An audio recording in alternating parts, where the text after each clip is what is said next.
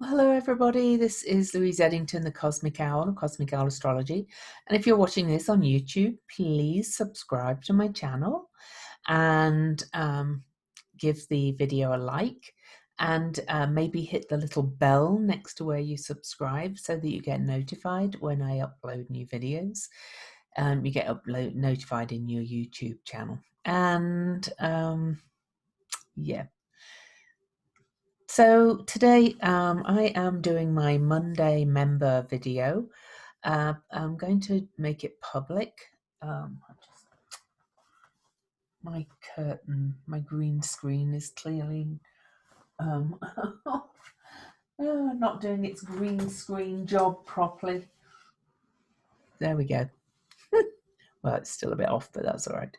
So my Monday member video I'm making public because thanks to one of my wonderful members and a little conversation we had, I thought I would talk a little bit about Alexandria Ocasio-Cortez. Now, I'm trying to use her full name because there's a move saying that we should be doing that, not shortening it, just because some people find it hard to say. I think she's amazing. To me, she's the personification of Eris. Eris being the table shaker, the outcast, if you like, who shakes up the vanities of the elites, and she is one who is doing it. Of course, there are others, but she is just I'll just make sure my volume's up. She is just amazing. So this is her chart, and I want you to look at this Cardinal Grand Cross here for a start. So she has the moon exactly conjunct Pallas Athena, and that's the warrior, the strategic warrior, and that's in Aries, the sign of the warrior. Pallas Athena was the wise warrior, the shield maiden, who would only go into battle if it was strategically necessary. She was very smart, very good at planning, things like that. Then she also has Eris in Aries, which we all have, unless we were born before 1927. But her moon conjunct Pallas is opposing her Mercury, and her Mercury's in Libra, which is to me, her Mercury in Libra signifies her way of talking. She gets very strong points across in a very even manner and in a very diplomatic kind of way, without kind of attacking. And so to my mind, she integrates all of that well. She integrates her Grand Cross fantastically, by the way. Also, that opposition, this one is in square to Uranus in Capricorn, the revolutionary, the rebel, and then also in square to Ceres. So Ceres, the great mother, in Cancer, the sign of the mother. So she's also very caring and nurturing. She is almost meant to break up the patriarchy. So that's one Grand Cross. Then the other one is a bit wider, but it's still there. Her Eris is almost exactly opposing Mars. So that is warrior supreme. Mars ruling Aries.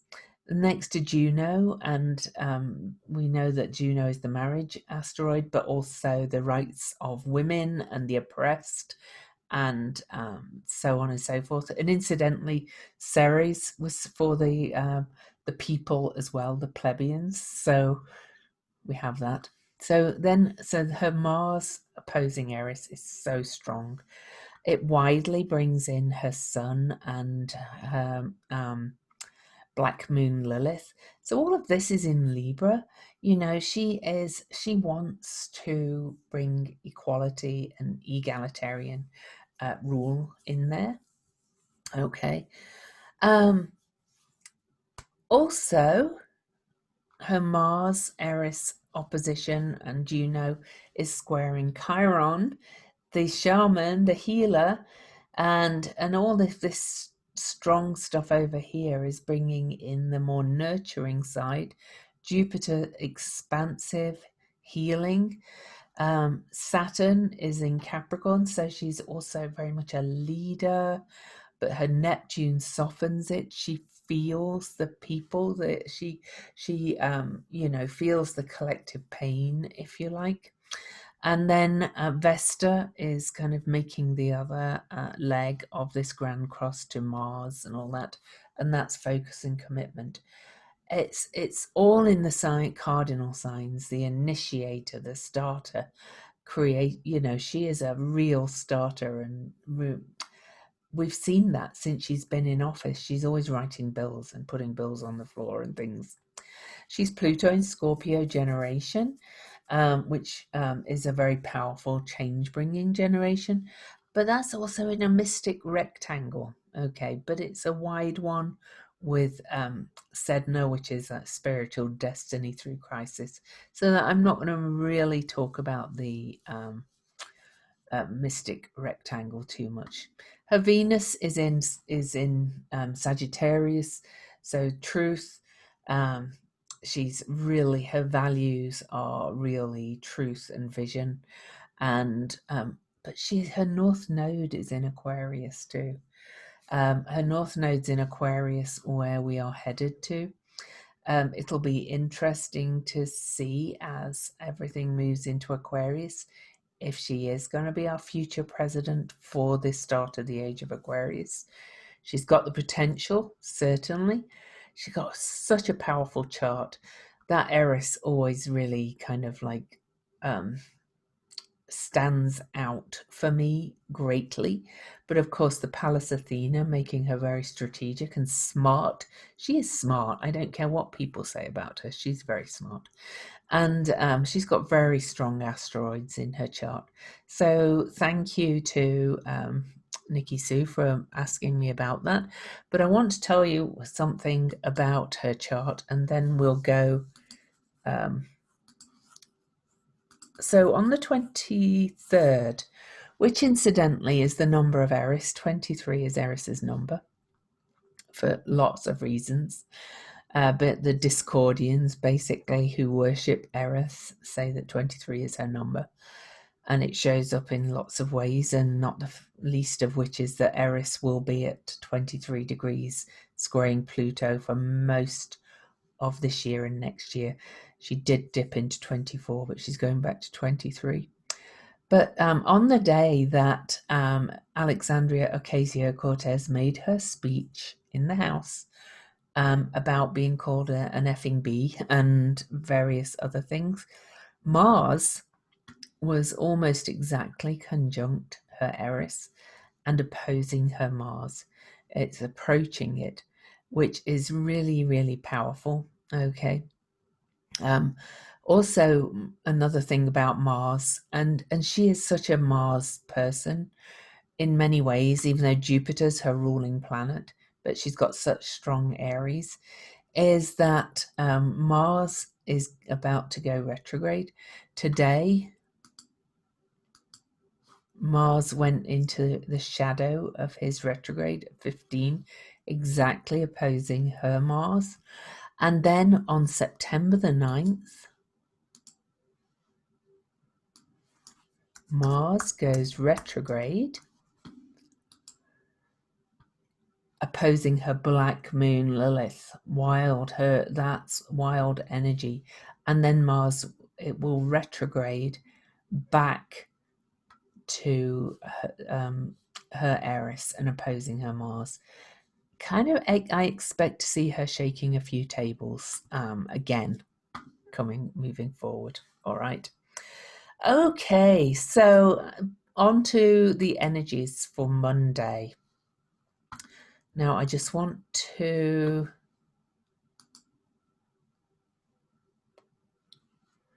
I've forgotten how to do it. Oh, share screen. We'll share it again. And then, here we go. Enable annotation. Nope, Share screen. Annotate. There we go. I can draw on this. So what do we have coming up? So we want to, first of all, get back to today. So where are we now? We're at the moon in Libra. We're on Sunday evening here in Utah. Okay. And on Monday, so the moon is going to go void soon after a square to Saturn, and then we'll move into Scorpio after a short void at 10:11 p.m. And then we'll not make any major aspects until the first quarter moon. Now, the first quarter moon is is called a crisis in consciousness. It's when the moon is gaining in light.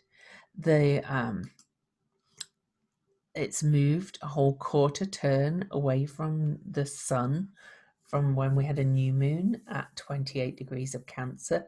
The moon has only moved 6 degrees, but the sun has only moved 6 degrees, but the moon has moved a whole quarter of the wheel to 4 degrees, and it's actually 4 degrees and 56 minutes is the first quarter moon. Now, this is in Scorpio and Leo, and this is very powerful because Leo is the sign of the king. You know, it's ruled by the sun. The sun is really powerful in there. Moon in Scorpio is quite intense, very driven, very obsessive almost, and wants to really, really push into the depths of power. It's Pluto ruled, so it's very much about transformation.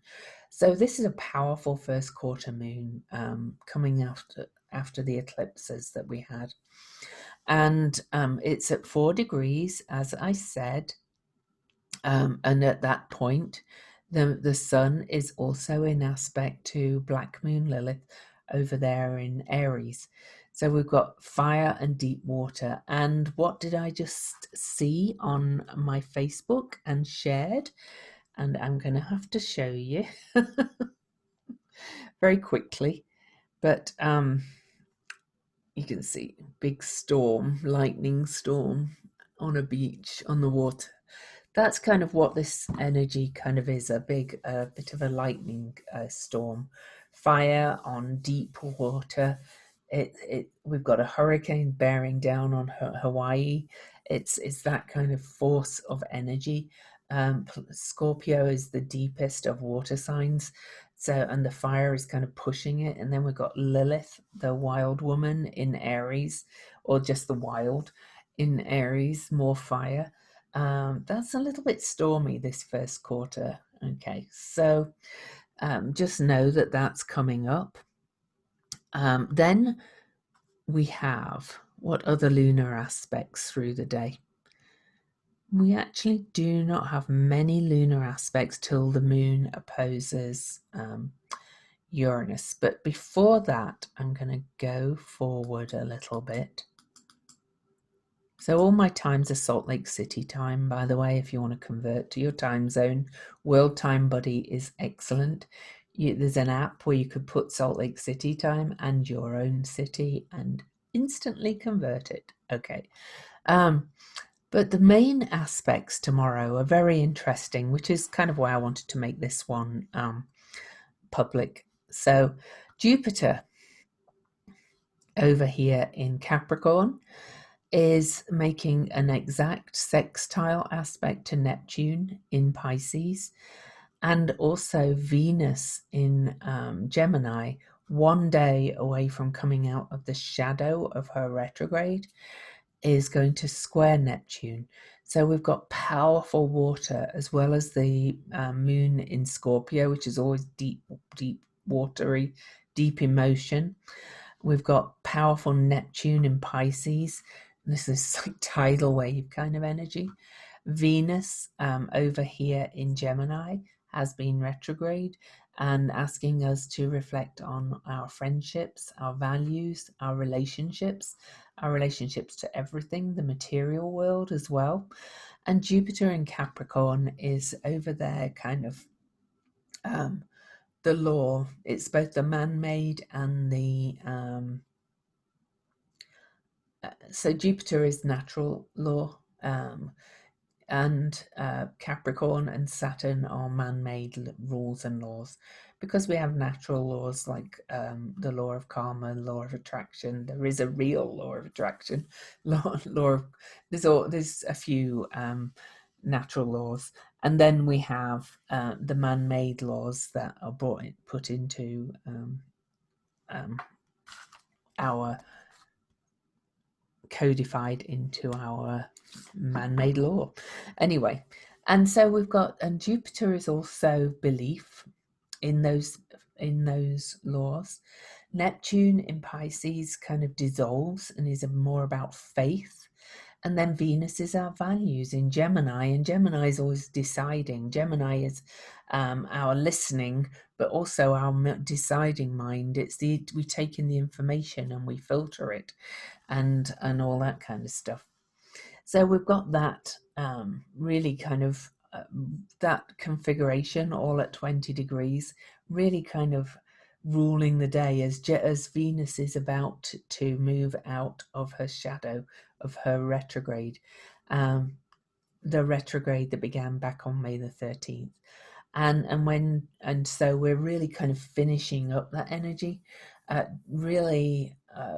We've shifted some views, some values, shifted how we see some relationships.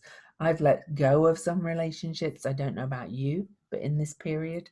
And so all of this is really kind of just shift. They're not awful aspects. The square is a little bit a loss of faith, a bit of like, oh, I had this illusion that this was so, and it's faded. It's kind of like, whoa, now I'm beginning to see it, like the fog's clearing. Okay, the curtains are pulled back and I'm beginning to really start to see clearly now. It's like, whoa. Also, another big aspect, and I should have been using my new tools. So that's the one I was going to draw, and then Jupiter to Neptune too. And of course, this also means that these two are in what's called an inconjunct aspect. So those three together are all working in tandem as it will. Okay. Oh, I can make the lines thicker. My new toys. The other aspect that's exact tomorrow is Mercury over here is going to be in square to Mars. And remember, I talked about AOC, that being on her Eris. Anyway, Mars square Mercury. Mercury has just left the shadow of his retrograde and is really moving full steam ahead. He's also conjunct Hygeia, which is global health. I think there's going to be some quite shocking news about the global health. Now, you know, it's going to be shocking, so it's going to go either way. We don't know how that's going to manifest. It's going to be pretty big, though, I think. Okay, so and just watch your language. You know, Mercury in Cancer is words that is kind of healing words or words that sting. And with Mars squaring it, your words could sting others, or the news could sting, or other people would sting you with their words, because it can be quite aggressive arguments, language, that kind of thing. So I'll clear those arrows and move the moon on a little bit. So adding to that Mercury Mars aspect, which actually is about exact at this point. So if you can see 16 degrees 20 to 16 degrees 20. Okay, we also have then the moon exactly opposing Uranus. So not only do we have Mercury square Mars, so that sharp, aggressive language that can sting, that can feel like a knife, but it can also be really direct language as well if you harness the energy well. We also have Moon in Scorpio, which is very deep emotionally and tends to be a time where people feel very deeply, sometimes feel a bit stressed, emotionally a bit depressed. And Uranus opposing it, that brings a few shocks and things like that. This is also in the line of Venus ruled money and other people's money. Scorpio and Taurus is all associated with shared finances, money, and then Venus, to go back to that one, rules money also, and in aspect to Neptune, it may mean sudden loss of money, sudden loss financially. I'm not sure. When did the unemployment things run out in the USA? Did they run out today? Anyway, yeah, that's going to be a little bit intense as well. So it's an intense day. Watch your words. Try not to take things personally. It's a really good idea that people are going to be triggered and activated on Monday, and you don't be one of those. After that aspect, after those two, for the evening, Monday evening, there's no further aspects, not even lunar aspects, as if that's not enough. It's a pretty big day tomorrow. So don't forget to subscribe to my channel and give the video a like. Thanks so much. And members, I'll see you tomorrow.